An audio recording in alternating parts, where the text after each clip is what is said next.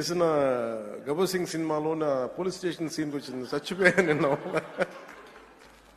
అంటే నేను ఎప్పుడు నా లైఫ్లో ఇన్ని దశాబ్దాలు, అంటే కొంచెం మన అసెంబ్లీలో ఇన్ని దశాబ్దాలుగా ముఖ్యమంత్రి గారిని, మన నారా చంద్రబాబు నాయుడు గారిని చూస్తున్నప్పుడు ఎప్పుడు ఆయన ముఖం ఇంత నవ్వుగా నేను నా జీవితంలో మనం ఎవరూ చూడలేదు. అసలు ఎప్పుడు అంటే అంటే నవ్వే పరిస్థితులు ఉండవు.